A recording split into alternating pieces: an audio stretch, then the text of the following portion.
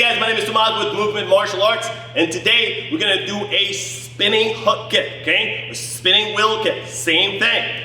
My body will start at the side stance. I will turn my foot, spin over my shoulder, chamber my leg like a side kick. Look at that side kick chamber first. And then I will release my kick to the side of the target, go through the target, and re-chamber my leg, looking like so. Shoot. All right, I'll go back into that side stance. All right, so let's break this kick down. First, foot position. I want you to think about this foot position two ways, pointing my toes and not pointing my toes, okay? So, check this out.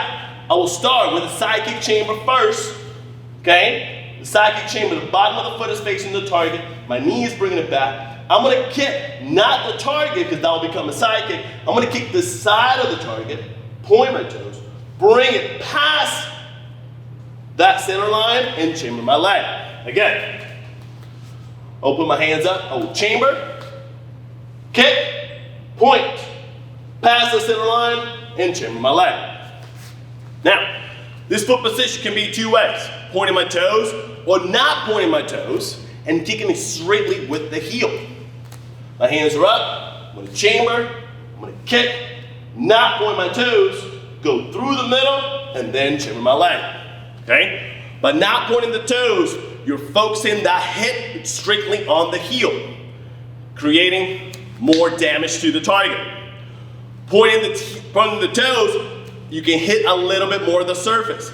Now, why would you do either or? By pointing your toes, you extend your kick by about 3 inches. Okay? And when you're in a fighting situation, those 3 inches can be effective. Okay? So again, hand on the wall, chamber my leg, kick out, point, pass that center line, chamber my leg. Okay? Best way to practice that is to be on the ground. As we go on the ground, my elbows on the target or on the ground, I will chamber my leg, I will kick, point, pass that center line, then chamber.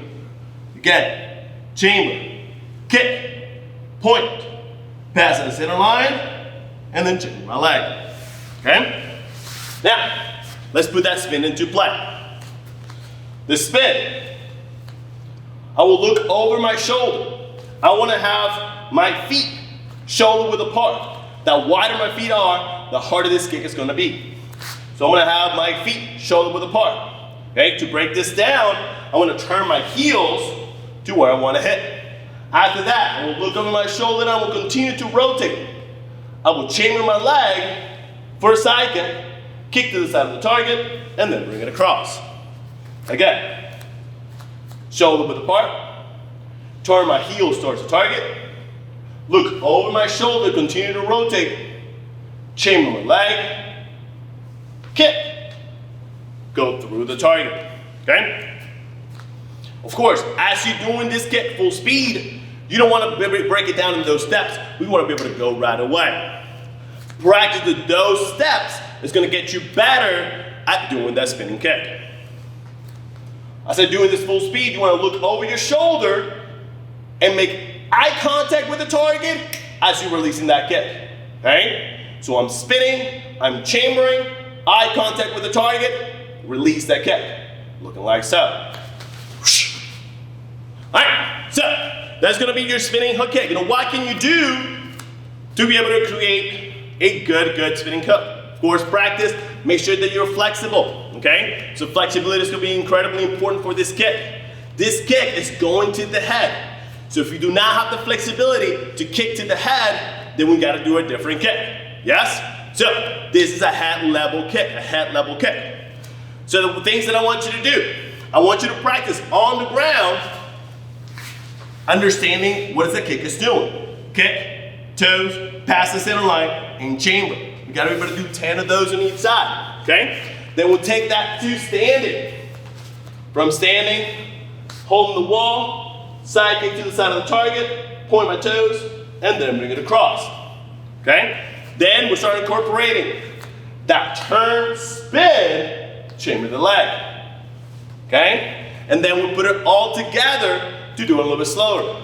Turn, look over the shoulder, chamber, and then kick.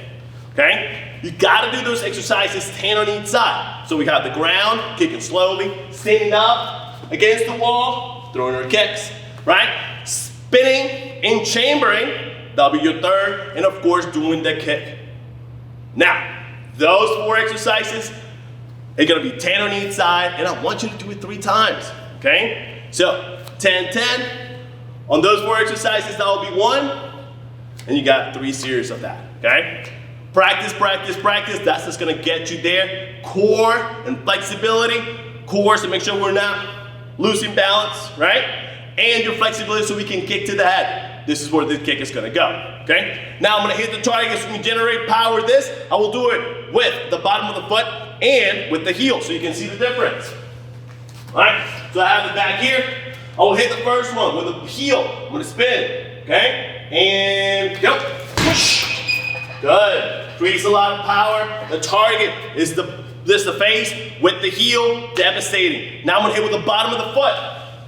So as I'm here, I'm gonna spin with the bottom of the foot. Good. Creating more of a hook and extending that leg out because of that flexion of the foot. So, practice, practice, flexibility, hit the target, and do this little series to get your spinning hook kick or spinning wheel kick a lot better. Take care.